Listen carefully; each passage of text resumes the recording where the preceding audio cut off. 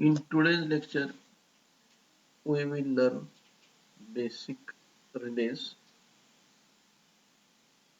Most of the relays used in the power system operate by virtue of the current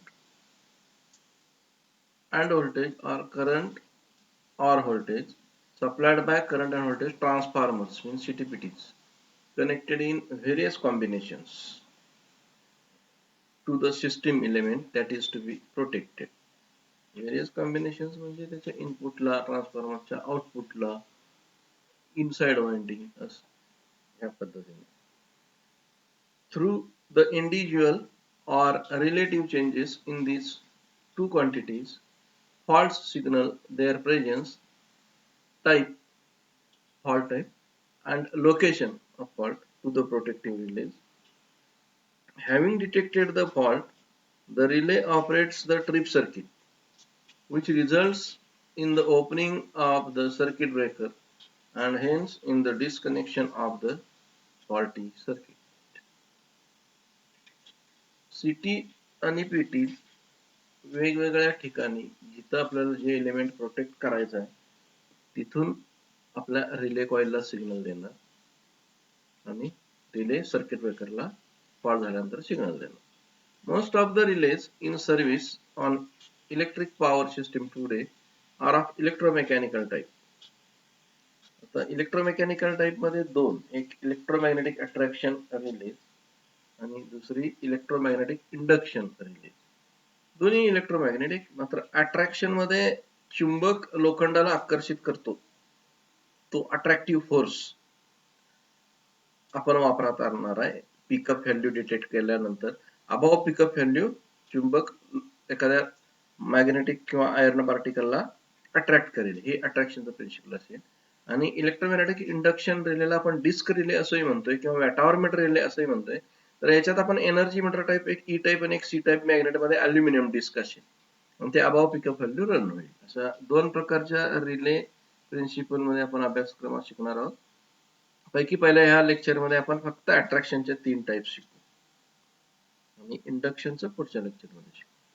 तर attraction relay मधला पहिला type electromagnetic attraction release एकंदरीत काय काम करतात ते थोडक्यात बघूया आणि मग त्याचे 3 टाइप्स बघूया. Electromagnetic attraction relays operate by virtue of an armature being attracted to the poles of an electromagnet or a plunger being drawn into a solenoid. Electromagnet किंवा प्लंजर मध्ये म्हणजे प्लंजर किंवा आर्मेचर हे अट्रॅक्ट होणार coil कडे.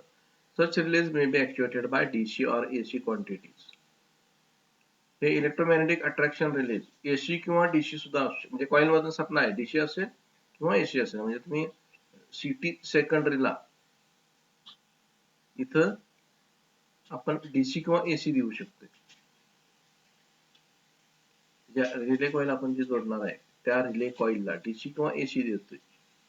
After CT, it consists of a laminated electromagnetic M carrying a coil C and a pivoted laminated armature. आता हे construction तुम्हाला थोडक्यात अगोदर बघूया. इथं हे पिव्होटेड म्हणजे हे लॅमिनेटेड म्हणजे ही कॉइल सॉलिनॉइड कॉइल C याच्यावर गुंडाळलेली आहे आणि हे तुमचं पिव्होटेड armature.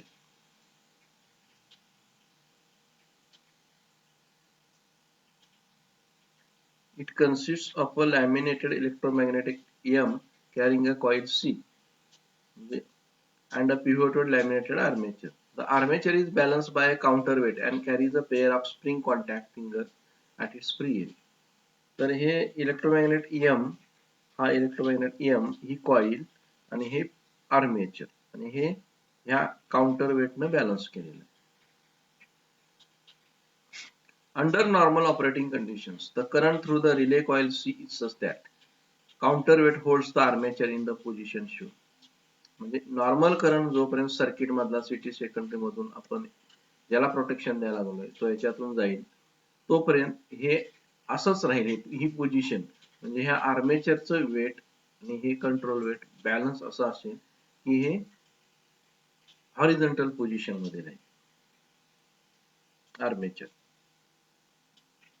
However, when a short circuit occurs, the current through the relay coil increases sufficiently and the relay armature is attracted upwards. आता हे आर्मेचर ज्यावेळी फॉल्ट करंट लोडला जाणारा ह्या सिटी सेकंडरी मधून या कॉइल मधून जाईल त्यावेळी इथं इतका अट्रॅक्टिव्ह फोर्स तयार होईल म्हणजे मॅग्नेटिक फ्लक्स मुळे की हे आर्मेचर वर खेचलं जाईल या फोर्स. आणि हे दोन कॉन्टॅक्ट जे ओपन होते इथं आता हे दोन कॉन्टॅक्ट इथं क्लोज पोझिशन मध्ये दाखवले ऍक्च्युली हे वर इथं असणार आहे म्हणजे थोडीशी डायग्राम मध्ये चूक वाटते.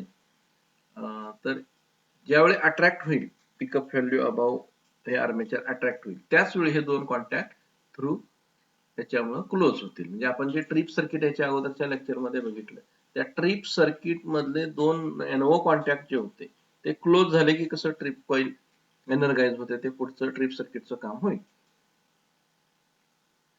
The contacts on the relay armature bridge a pair of stationary contacts attached to the relay frame. This completes the trip circuit which results in the opening of the circuit breaker and therefore in the disconnection of the faulty circuit. पुन्हा आणखी एकदा थोडक्यात बघूया. Under normal operating condition इथं normal current असेल त्यावेळी हा armature आणि हे वेट बॅलन्स राहील की जेणेकरून हा ब्रिज ह्या दोन कॉन्टॅक्टला टच करणार नाही. हे दोन कॉन्टॅक्ट थोडे इथं वर असतील आणि हे ओपन राहील म्हणजे नॉर्मली ओपन राहते. आता ज्यावेळी हा कॉइल मधला current above pickup value cross होईल त्यावेळी हे आर्मेचर अट्रॅक्ट होईल या कॉइल कडे म्हणजे हा इनसाइड फोर्स तयार होईल आणि मग हे दोन कॉन्टॅक्ट क्लोज होतील. आपलं ट्रिप सर्किट क्लोज झालं तर ट्रिप कॉइल एनर्गाइज होईल सर्किट ब्रेकर कॉन्टॅक्ट ओपन होईल. Thus faulty section is isolated from the healthy section. दुसरा टाइपचा रिले बघूया सॉलेनॉइड टाइप रिले. आता इथं सॉलेनॉइड टाइप रिले मध्ये फक्त आपण एक कॉइल वापरणार आणि plunger.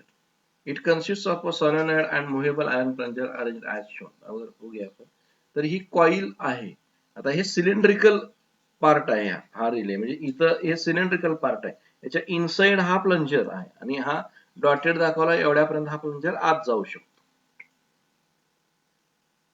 Under normal operating conditions, the current through the relay coil C is such that it holds the plunger by gravity or spring in the position shown.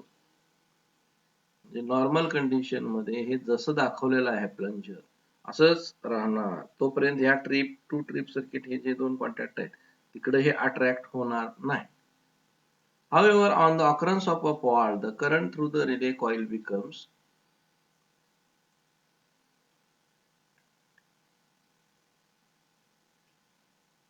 more than the pickup value, causing the plunger to be attracted to the solenoid. The upward movement of the plunger closes the trip circuit, thus opening the circuit breaker and disconnecting the faulty circuit. म्हणजे ज्यावेळी या coil मधला current above pickup value cross होईल म्हणजे fault झाल्यानंतर city सेकंडरीला एवढा current येईल मग हा प्लंजर वर खेचला जाईल त्याच वेळी हे दोन कॉन्टॅक्ट या कॉन्टॅक्ट मुळे अट्रॅक्ट झालेल्या फोर्सने ह्या आयर्न प्लंजरच्या हे दोन कॉन्टॅक्ट्स क्लोज होतील ट्रिप सर्किटचे आणि मग ट्रिप कॉइल एनर्गाइज होईल सर्किट ब्रेकर ओपन. आता शेवटचा टाइप ऑफ रिले बघूया. आपण याच्या अगोदर दोन बघितले एक अट्रॅक्टेड आर्मेचर आणि दुसरा सॉलेनॉइड टाइप रिले. आता हा सॉलेनॉइड टाइप रिले सारखाच आहे इथं सॉलेनॉइड टाइप रिले दिसतोय मात्र इथं हा तराजू सारखा इथं बॅलन्स ठेवलेला आहे. एका बाजूला स्प्रिंग आणि लोड लावलेला आहे आणि दुसऱ्या बाजूला ही आपली सॉलेनॉइड टाइप रिले लावलेली आहे. आता या रिले मध्ये काय केलेलं असतं की नॉर्मल करंट ज्यावेळी असेल त्यावेळी हा प्लंजर हा स्प्रिंग लोडला बॅलन्स्ड कंडिशन मध्ये असेल त्यामुळे हा कॉन्टॅक्ट ट्रिप कॉन्टॅक्टचा कॉन्टॅक्ट क्लोज करणार नाही आणि हे वेट एवढं ठेवलेलं असतं स्प्रिंग टेन्शनला. पण फिजिक्स लॅब मध्ये जसं स्प्रिंग टेन्शनला लोड बघतो 1 ग्रॅम 2 ग्रॅम 5 ग्रॅम असं छोटं तर ह्या कॉइलच्या फोर्सच्या तुलनेत ही वजन छोटी असतात. तर हे वजन इतकं ठेवलेलं असतं त्या पिकअप व्हॅल्यूला की हा बॅलन्स्ड कंडिशन मध्येच राहील कॉन्टॅक्ट आणि ह्या दोन कॉन्टॅक्ट पर्यंत खाली येणार नाही.